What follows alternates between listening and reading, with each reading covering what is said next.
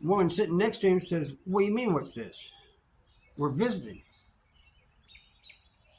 "Yeah, who are you?" She goes, "I'm his wife. Who are you?"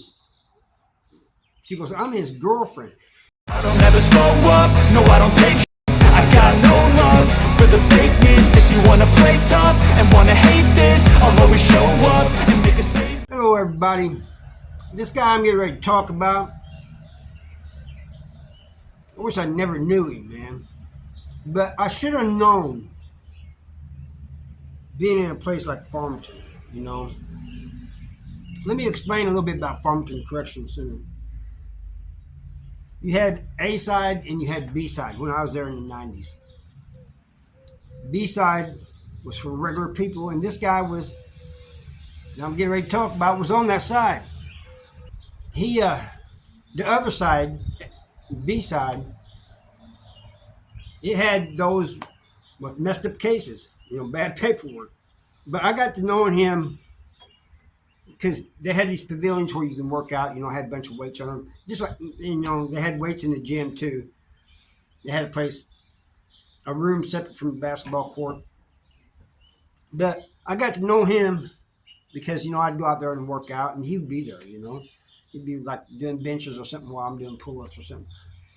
And there was others there I got to know like that too.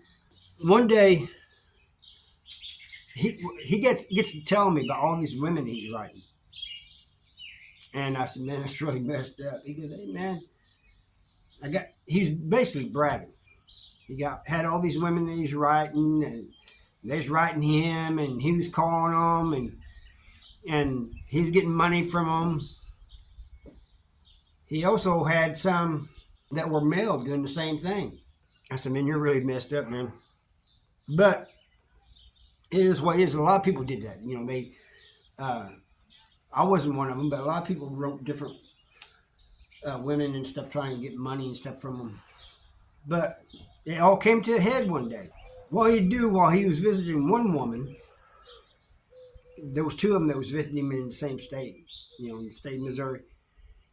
While he's visiting that one woman, he'd tell the other woman that he got a conduct violation and his visits were taken for 6 months.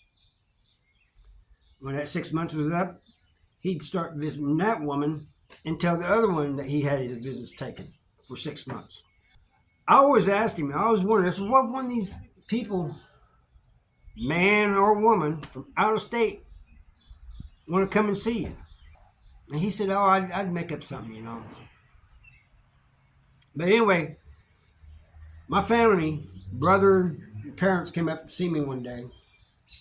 And at the next table was this guy, Ricky Davis. I think if you look him up, his name's actually Richard Davis or something. I'll get into that in a minute. But anyway,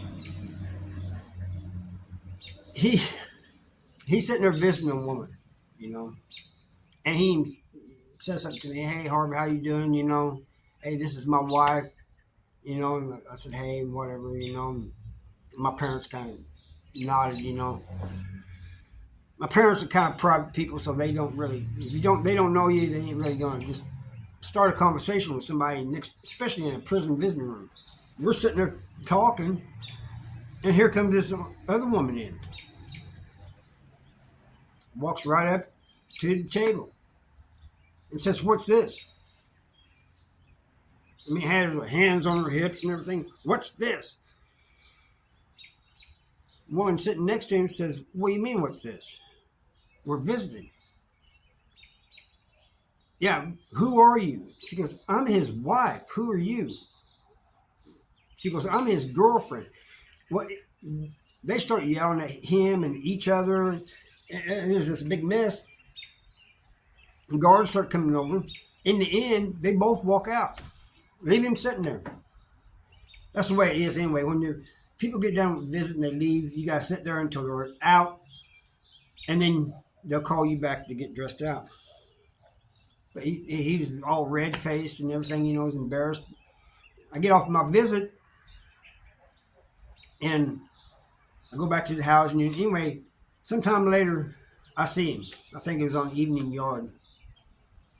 I said, man, I told you that was messed up, and I told you that, you know, that it might catch up with you someday. He goes, I got caught. What can I say? You know? I said, yeah, but now you got your wife mad at you, and you got your girlfriend mad at you. And he goes, I still got some other people from out of state. That's the way he looked at it. I said, man, it's really messed up. So, you know, you women writing these guys in prison, just be careful, you know? But anyway, so years go by, you know. I get transferred and transferred again, and I'm in Algoa. When it comes on the news, well, it wasn't the news, it was like this crime show. I think it was on Oxygen, called Real Crime or something. I can't remember the name of it. But anyway, he's on there. Him and another woman went like around the Kansas City area, all down, up and down, and they was kidnapping people and doing bad things to them and then recording it. And that video that they recorded was so horrific that the police could not show it. But it was bad, you know, real bad. And I said, man, I was telling my bunkie, I said, I hate saying this, but I know that guy, man. Anyway, I get out. He gets caught and everything, you know, and I guess him and the woman get arrested. But anyway, I get out, and I decided to look him up, see where he's at. So I looked him up. He was in Potosi, but the pandemic took care of him. I think he got the easy way out, man. You know, should have been in prison for the rest of his life. But that's the story I wanted to tell about this guy. Because, I mean, you in Farmington at that time, especially on the other side, there was all kinds of messed up people. But apparently there was on both sides. And sometimes they'd put those with bad paperwork over on this side while they was waiting to go to the other side, and they'd get beat up or something before they got over there, you know. But he slipped through the cracks on us. And I think that's because when he came to prison, his paperwork was good. It's not like we go around checking paperwork, but people would eventually find out, you know, maybe have your people look you up and stuff.